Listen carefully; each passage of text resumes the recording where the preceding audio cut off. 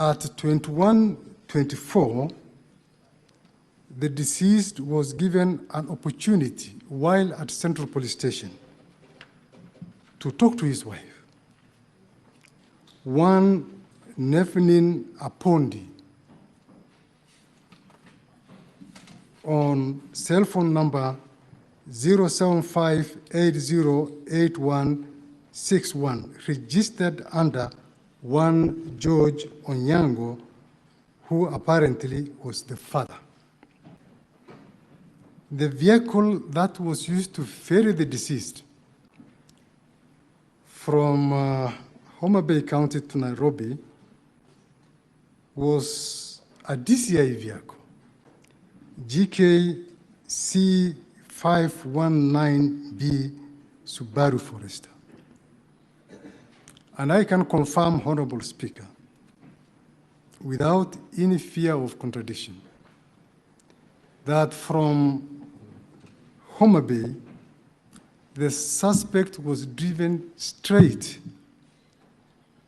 to Central Police Station and nowhere else. And for this, we can technically confirm even the movement of the Subaru vehicle by using the GPS system. Some members were alluding to the fact that maybe the suspect was taken to DCI headquarters, and nothing can be far from the truth.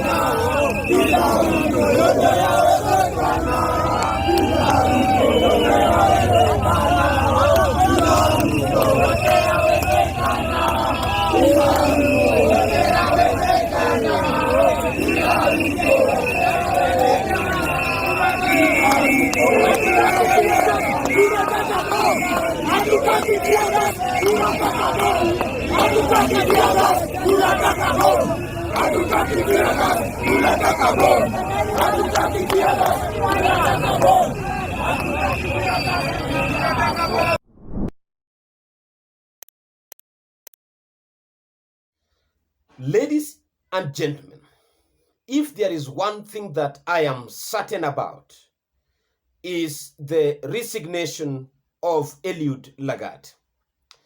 Eliud Lagat will resign out of the pressure by the citizens of the Republic of Kenya through President William Samoei Ruto. If there is one thing that William Ruto fears, then it is the people's protest. In the same month last year, William Ruto experienced the worst nightmare of his political career when the Gen Z's protest against finance bill and entered parliament forcefully, something that had never been experienced in this country before. And William Ruto cannot dare go back there. And this protest that has kick-started today, demanding justice for Ojwang and calling for Eliud Lagat to resign, is tantamount to the end of era for Eliud Lagat, Deputy Inspector General of Police, a man who is largely mentioned on this death. Let me say something. You know, in Luo culture, there are people whom we consider that are taboo. Their blood can never rest in peace. And Ojwang is such a one as that. You can see he was tortured in silence. He was murdered in secret, and cover-up were done. The CCTV were deleted, but you can still see how the secrets are being exposed. You can see everything that was done at midnight are now being revealed. And today the Star newspaper is publishing the top secret about Ojwang's death, that Ojwang was actually tortured and killed at Karura forest before taken to Mbagathi hospital. There's some kind of truth relating to the information we are getting and how inconsistent the national police is responding to the issues and questions Kenyans are asking. Look at how the Kanjaman is responding to question. Look at how he is confused. Look at how tense he is. And the only person who is responding to Kenyans is the director of DCI, Criminal Investigation. He is the only person who is trying to give accounts of what happened. But that is not enough.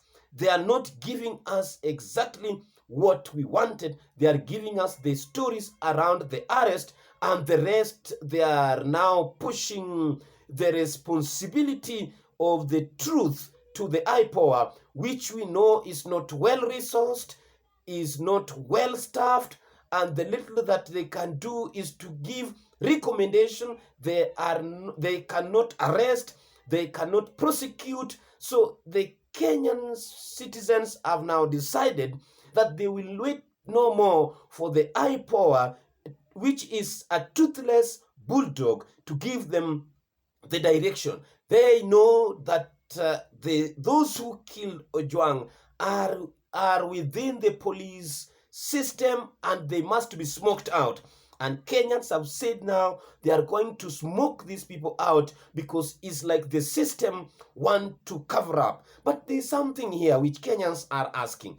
Why is it that three names are largely mentioned? Number one, Talam, the OCS of Central Police Station. Number two, Sigei, the officer who led the battalion of police who went to arrest Ojwang in Homa Bay. And lastly, Eliud Lagat, the Deputy Inspector General of Police, who is also the complainant in this case, which has caused Ojwang's life. Do you see what I'm seeing? The three names are coming from the same tribe. The Talam, the Sigei, and Lagat. Did they conspire to kill this young man? I don't know, but if at all they conspired, then indeed these people killed this young man. And if there's no truth behind it, then who killed him and why? The case of Ojwang, why I'm telling you that this blood is so heavy for Kenyans, and the blood of Ojwang is demanding for justice. This blood is tearing the National Police Service apart. Each department is throwing responsibility and blame to the other. If you look at how Kanja is responding, Kanja is being spoon-fed and is stuffed with the information regarding the death of Ojwang. And if you look at how a DCI boss, Amin, is trying to respond to this question, he responds as a man who is well informed, but still the answers and the response lies with one Eliud Lagat, because Lagat got access to this person once he was booked in Nairobi. And there is something where I see a very fishy response. You know, when they say that this man even spoke to his wife to inform him that he arrived indeed well in Nairobi, I don't buy that. I can relate this and marry it with the Karura issue. This man, according to DCI, spoke to the wife around 21 something hours immediately after arriving in Nairobi. This could be the last time this person spoke to the family members. And this call was given to him deliberately before he was murdered. He was given the phone to speak to the wife before he was killed.